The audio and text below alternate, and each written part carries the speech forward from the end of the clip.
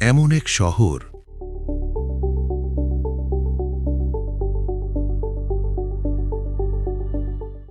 যেখানে মাটির নিচে সোনা ফলত আর নদীর বুক চিরে চলত দামি দামি পণ্যের বাণিজ্য।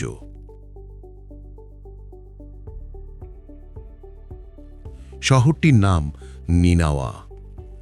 আধুনিক ইরাকের দজলা নদীর তীরে অবস্থিত এটি ছিল তৎকালীন বিশ্বের অন্যতম ধনী এবং প্রাচীন শহর। আল্লাহ তাআলা নিনাওয়াবাসীকে দিয়েছিলেন অগাধ সম্পদ, উর্বর জমি, শস্যভর্তি বিশাল গুদাম আর এমন সব রাজপ্রাসাদ যা রোদের আলোতে দূর থেকে সোনার মতো চকচক করত। বাজারে প্রতিটি কোণে সোনার মুদ্রার ছড়াছড়ি ছিল। কিন্তু এত ধনদৌলতের মাঝেও তাদের অন্তর ছিল একদম শূন্য, খালি। নিয়ামত পাওয়ার পর তারা নিয়ামত দাতাকেই ভুলে বসেছিল। তাদের অহংকার এতটাই বেড়ে গিয়েছিল যে তারা ভাবত, আল্লাহ যদি আমাদের উপর নারাজ হতেন তবে এত সুখ স্বাচ্ছন্দ্য আর ধনদৌলত নিশ্চয়ই আমাদের দিতেন না। তারা ভুলেই গিয়েছিল যে সম্পদ কখনো আল্লাহর সন্তুষ্টির একমাত্র মাপকাঠি নয়, এটি বড় একটা পরীক্ষাও বটে। ঠিক এই সময় তাদের হেদায়েতের জন্য আল্লাহ তাআলা তাদের মাঝে প্রেরণ করলেন একজন নবী, হযরত ইউনুস আলাইহিস সালাম। তার মাথায় কোনো রাজমুকুট ছিল না, পেছনে কোনো বিশাল সৈন্যবাহিনীও ছিল না। তার কাছে কেবল একটি জিনিস ছিল, সত্যের বাণী। তিনি নিনাওয়াবাসীকে বললেন, হে আমার কওম, আল্লাহকে ভয় করো। এই পাথরের মূর্তিগুলো তোমাদের কোনো ক্ষতি বা উপকার কিছুই করতে পারবে না। তোমরা এক আল্লাহর ইবাদত করো। কিন্তু নিনাওয়াবাসী তার কথা কানেই তুলল না। তারা মূর্তি পূজা এবং নানা রকম গোমরাহিতে ডুবেছিল। তারা আল্লাহকে ছেড়ে মানুষের তৈরি জিনিসের কাছে সাহায্য চাইত। আর তাদের যুক্তি ছিল, এরা আমাদের আল্লাহর নিকটবর্তী করে দেয়। ওই বুজুর্গরা আল্লাহর প্রিয় ছিলেন, আমরা তাদের মাধ্যমে আল্লাহর কাছে দোয়া পৌঁছাই। কিন্তু কোরআন বলছে অন্য কথা। সূরা ইউনুসে আল্লাহ পরিষ্কার জানিয়ে দিয়েছেন যে তারা আল্লাহ ছাড়া এমন জিনিসের ইবাদত করে যা তাদের ক্ষতিও করতে পারে না, উপকারও করতে পারে না, এবং তারা বলে যে এরা আল্লাহর কাছে আমাদের সুপারিশকারী। নিনাওয়ার সর্দারদের কাছে এই মূর্তি পূজা কেবল আকীদার বিষয় ছিল না, এর পেছনে ছিল বড় ব্যবসায়িক স্বার্থ। তারা মূর্তির ব্যবসা করে প্রচুর মুনাফা করত। তারা ভাবত, ইউনুসের কথা মেনে নিলে তাদের লাভের ব্যবসা বন্ধ হয়ে যাবে। বছরের পর বছর নবী ইউনুস আলাইহিস সালাম তাদের দাওয়াত দিলেন, কিন্তু তারা প্রতিবারই অস্বীকার করল। উল্টো চ্যালেঞ্জ ছুড়ে দিল, তুমি যদি সত্যিই নবী হও তবে আল্লাহর আযাব নিয়ে এসে দেখাও। এভাবে দীর্ঘ সময় চেষ্টার পর যখন নিনাওয়াবাসীর অবাধ্যতা চরম সীমায় পৌঁছল, তখন নবীর ধৈর্যের বাঁধ ভেঙে গেল। তিনি মারাত্মক ব্যথিত হলেন এবং আল্লাহর চূড়ান্ত অনুমতির অপেক্ষা না করেই শহর ছেড়ে বেরিয়ে পড়লেন। এটাই ছিল নবী ইউনুস আলাইহিস সালামের জীবনের সবচেয়ে বড় পরীক্ষা। তিনি শহর ছেড়ে একটি নৌকায় গিয়ে উঠলেন। প্রথম দিকে সমুদ্র ছিল একদম শান্ত, কাঁচের মতো পরিষ্কার, বাতাস ছিল মৃদু, মনে হচ্ছিল সব ঠিক হয়ে গেছে। কিন্তু হঠাৎ আকাশ বদলে গেল, আসমান থেকে যেন ফয়সালা নেমে এলো। বাতাস তীব্র বেগে বইতে শুরু করল, আর ঢেউগুলো পাহাড়ের মতো উঁচু হয়ে নৌকার ওপর আছড়ে পড়তে লাগল।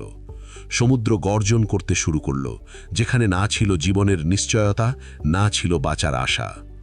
মাঝিরা ভয়ে চিৎকার করে বলল, নৌকার ওজন অনেক বেশি হয়ে গেছে, কেউ একজন অপয়া আছে আমাদের মাঝে। লটারি করে কাউকে সমুদ্রে ফেলে দিতে হবে, না হলে আমরা সবাই ডুবে মরব। লটারি করা হলো। সবার অবাক করে 3 বারই হযরত ইউনুস আলাইহিস সালামের নাম এলো। সবাই জানত তিনি একজন নেককার মানুষ, কিন্তু লটারির ফলাফল অন্য কথা বলছিল।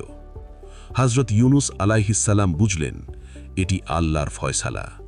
তিনি শান্ত মনে কোনো আর্তনাদ বা অভিযোগ না করেই নিজেকে উত্তাল সমুদ্রে সঁপে দিলেন। ঠিক তখনই এক বিশাল মাছ পানির ওপর উঠে এলো আর এক নিমেষে তাকে গিলে ফেলল।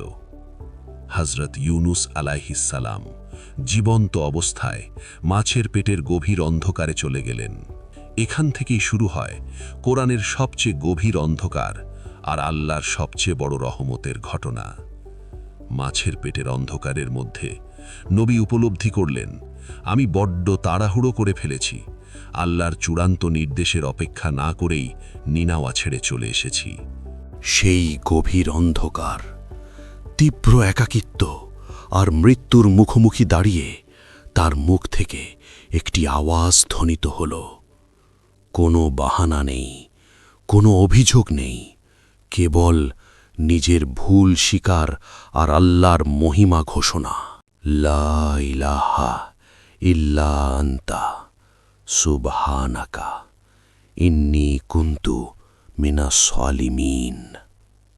অর্থ, আপনি ছাড়া কোনো উপাস্য নেই, আপনি পবিত্র, নিশ্চয়ই আমি অপরাধীদের অন্তর্ভুক্ত। সূরা আম্বিয়া আয়াত ৮৭।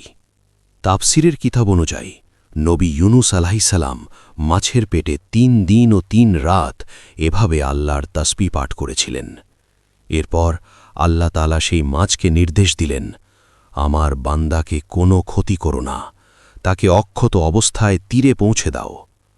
আল্লাহর হুকুমে মাছটি হযরত ইউনুস আলাইহিসসালামকে সমুদ্র তীরে উগড়ে দিল। তার শরীর ছিল চরম দুর্বল, ত্বক ছিল অত্যন্ত নাজুক।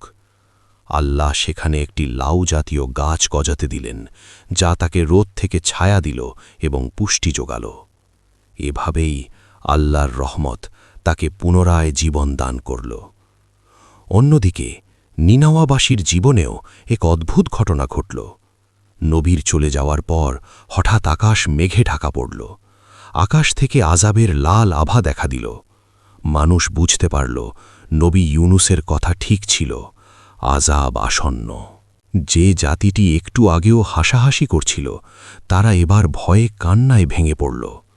শহরবাসী তাদের সন্তান, পরিবার, এমনকি গবাদি পশু নিয়ে খোলা ময়দানে বেরিয়ে এলো।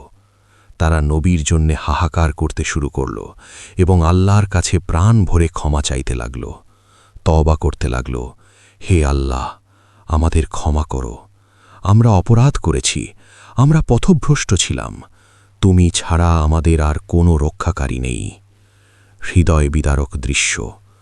মায়েরা তাদের সন্তানদের দুধ পান করানো বন্ধ করে দিলেন, যেন সন্তানদের কান্নার আওয়াজ আল্লাহর রহমতকে নাড়া দেয়। পুরো নিনাওয়া শহর এক আল্লাহর নামে মুখরিত হয়ে উঠল। আল্লাহ তাআলা তাদের বান্দাদের এই খাঁটি তওবা আর কান্না কবুল করলেন। আসমান থেকে আযাবের মেঘ সরে গেল, সমুদ্রের পানি শান্ত হল।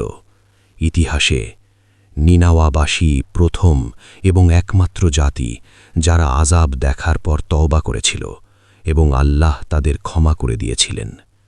সুস্থ হওয়ার পর হযরত ইউনুস আলাইহিসসালাম যখন নিনাওয়ায় ফিরে এলেন, তিনি এক অলৌকিক দৃশ্য দেখলেন। যে জাতি তাকে তাড়িয়ে দিয়েছিল, তারা আজ এক আল্লাহর ইবাদত করছে। তারা তওবা করে আল্লাহর প্রিয় বান্দা হয়ে গেছে। কোরআনের এই বর্ণনায় বলা হয়েছে, নিনাওয়ার জনসংখ্যা ছিল ১ লক্ষেরও বেশি। তারা সবাই আল্লাহর ওপর ঈমান এনেছিল। হযরত ইউনুস আলাইহিসসালাম এবং নিনাওয়াবাসীর এই গল্প আমাদের জীবনের জন্য অনেক বড় শিক্ষা দিয়ে যায়। আপনার জীবনের সমুদ্র যতই উত্তল হোক, আপনার চাকরি চলে যাক, সম্পর্ক ভেঙে যাক বা ঈমান দুর্বল মনে হোক, যখন আপনি কোনো অন্ধকারের গভীর তলদেশে ডুবে যাবেন, তখন মনে রাখবেন নবী ইউনুসের এই দোয়া। যে রব মাছের পেটের অন্ধকারের মধ্যে একজন নবীকে জীবিত রাখতে পারেন এবং তাকে রক্ষা করতে পারেন, আপনার জীবনের কোনো সমস্যা বা অন্ধকার থেকে আপনাকে বের করা তার জন্যে মোটেও কঠিন নয়। সমস্যা অন্ধকারের নয়, সমস্যা হল আমরা অন্ধকারের সময় কাকে ডাকি তার। নবী ইউনুসের মতো আসুন আমরাও বলি, লা ইলাহা ইল্লা আনতা সুবহানাকা ইন্নী কুনতু মিনাস সালিমিন। ভিডিওটি শেষ করার আগে কমেন্টসে এই দোয়াটি লিখে আমাদের সাথে শরীক হন এবং আল্লাহর শুকরিয়া আদায় করুন। আজকের কাহিনীটি আপনার কেমন লাগলো তা আমাদের জানাতে ভুলবেন না।